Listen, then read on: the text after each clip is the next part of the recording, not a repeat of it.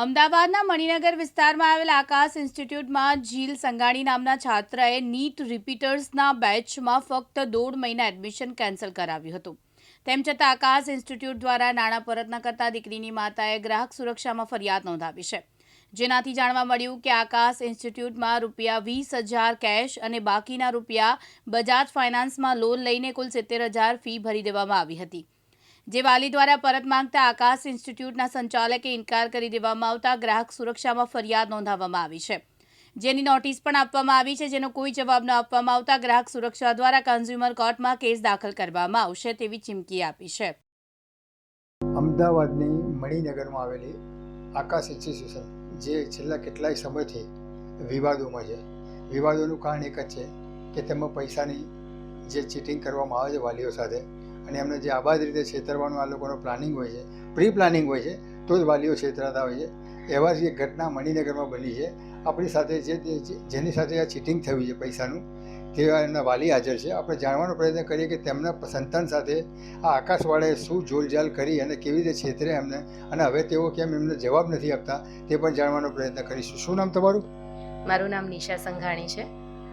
નિશાજી, એ બતાવો કે તમારા ઘરમાંથી કોની જોડે તમે કેટલા પૈસા ભર્યા હતા? દીકરીના હતા કે દીકરાના હતા તો શું નામ છે? મારી ડોટરનું નામ ઝીલ સંઘાણી છે અને મેં આકાશમાં એને નેટ રિપીટર્સ બેચ માટે એડમિશન લીધું હતું 2026ના બેચ માટે અપિયર થવા માટે. જ્યારે અમે એડમિશન લેવા ગયા ત્યારે એ લોકોએ એવી રીતે જ વાત કરી કે 70,000 તમારી રિપીટર્સની ફીસ રહેશે, અને અગર વચ્ચેથી એડમિશન કેન્સલ કરો તો તમને તમારા જેટલા ક્લાસીસ અટેન્ડ કરેલા છે એટલી જ ફીસ અમે કટ કરીશું, બાકીની તમને બધી રિફંડ મળી જશે. અને 1.5 મંથ પછી જ મારી ડોટરનું એડમિશન મેં કેન્સલ કરાવી દીધું, એને સાલ કોલેજમાં એડમિશન મળી ગયું એટલે. અને ફરી અમે ત્યાં મળવા ગયા તો પણ એ લોકોએ અમને એવો જ જવાબ આપ્યો કે તમારું તો કોઈ રિફંડ બનતું નથી અને તમારે તમારી પૂરી ફીસ ભરવી પડશે. અચ્છા, એમણે એવું કીધું તમને રિફંડ મળી જશે પહેલાં, અને પછી તમને ગોળ ગોળ જવાબ આપ્યો નથી નીલ બતાવે, બરાબર છે? તો એ તમને લેખિતમાં આપ્યું હતું કે મૌખિક આપ્યું હતું? ના, મૌખિક જ. એકાઉન્ટ્સ ડિપાર્ટમેન્ટવાળાએ અમારી સાથે વાત કરી હતી. તમે એમને વાત ના કરી કે તમે તો સાહેબ કહ્યું હતું અમને, તો પછી કેમ ફરી આવ્યો? ના, અમે એ બી વાત કરી તો એ લોકો પછી અમને એવો જવાબ આપે છે કે અમારી તો પોલિસી જ આ છે કે તમે આ ડેટ પહેલાં તમારે કેન્સલ કરાવવું પડે ને એવું. અમે જ્યારે મળવા ગયા ત્યારે એ કશી જ વાતની એ લોકોએ અમની સાથે ડિસ્કશન નહોતું કર્યું, અને પછી એકાઉન્ટ્સ ડિપાર્ટમેન્ટવાળા તરફથી હર વખતે અમને આ જ વસ્તુ જણાવવામાં આવે છે કે તમે લેટ છો ને આટલું અમારું તો ડિડક્શન થાય જ, અને એવી રીતે. તો પોલિસી હોય તેનું ઓન પેપર હશે ને, લખાણ બખાણ? ના, એટલે ફોર્મ ભર્યું ત્યારે એવું કશું એવું નથી કહેતો. જે નિયમો છે એમના, જેમ કે તમે કહો છો કે ભાઈ અમે બેબીને ઉઠાડી લીધી અને વચ્ચેથી કે જે હોય તે તમારી સમસ્યા, તો એના પણ એ લોકોની જોડે લેખિતમાં નિયમો તો બનાવેલા હશે ને? એ લોકો એવું કહે છે કે ફોર્મની પાછળ અમારા ટર્મ્સ લખેલા જ છે. તમે વાંચ્યું હતું? ના, એ સાવ એ પછી વાંચ્યું? પછી બી નથી વાંચ્યું સર, બિકોઝ બેંકમાં જેમ કેમ તમને પેલા ફોર્મની પાછળ ઝીણા ઝીણા અક્ષરોમાં લખેલું હોય એ જ રીતે એ લોકોનું લખેલું છે. એ ફોર્મ એટલું જ નાના અક્ષરનું હતું? હા, યસ. કે એટલે કસ્ટમર વાંચી જ ના શકે, રીડેબલ નથી. એક્ઝેક્ટલી. અચ્છા, પછી આ જે ફ્રોડ કર્યો તમારી સાથે, ગોળ ગોળ જવાબ આપ્યો આકાશવાળાએ, એ પછી તમે આગળ શું પગલાં ભર્યા?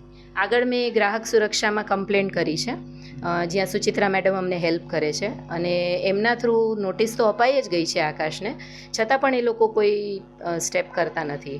અને હું એવી રિક્વેસ્ટ કરીશ પેરેન્ટ્સને કે મારા જેવા ઘણા પેરેન્ટ્સ છે કે જેમની સાથે આ ચીટિંગ થયું છે, તો એ લોકો પણ આગળ આવે અને પોતાનું જસ્ટિસ ડિમાન્ડ કરે. બિકોઝ કોઈના રૂપિયા પણ વધારાના નથી કે અમે તમને આપી દઈએ. મેં એમને ચોખ્ખું કીધું કે 1.5 મંથ્સની તમારે જેટલી ફીસ કટ કરવી હોય એટલી કરો, બટ એ લોકો સમજવા જ નથી માગતા. દે આર કમ્પેલિંગ મી કે તમારે પૂરેપૂરી ફીસ ભરવી જ પડશે. ખુલ્લેઆમ દાદાગીરી છે મિત્રો આ લોકોની, અને આ તો વર્ષોથી ચાલ્યું આવે છે. કારણ કે આજે આકાશવાળાને આટલો બધો જાડો કોણે કર્યો હશે એ સમજાવવાની જરૂર નથી. પબ્લિક સમજે છે, જનતા સમજે છે, વાલીઓ સમજે છે, બરાબર? વાલીઓ એટલા માટે નથી બોલતા કે ભાઈ એમના બાળકનું ભવિષ્ય અંધકારમય બની જાય, એટલે આ લોકો સહન કરતા હોય છે. જેમ આ મેડમે હિંમત કરી છે અને હવે ગ્રાહક સુરક્ષામાં ગયા છે. આપણે ગ્રાહક સુરક્ષાના જે છે એમને મળીએ. નામ છે એમનું सुचित्रा. मैडम आप ये बताइए कि मैडम जो आपके पास आई है, कब आई थी और कंप्लेन क्या है?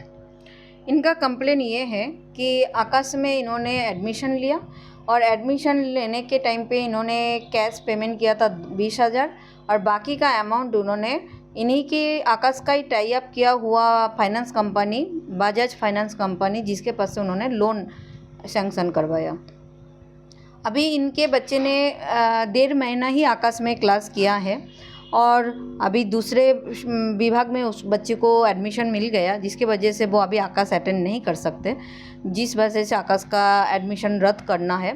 लेकिन अभी आकाश जो है वो उनका बाकी का जो फीस है वो देने से इनकार कर रहे हैं, जबकि ग्राहक सुरक्षा कानून जो ग्राहक सुरक्षा 2019 का कानून है, कहीं पे भी ऐसा नहीं बताता है कि आप एक तरफी कोई मनमानी कर सकते हो।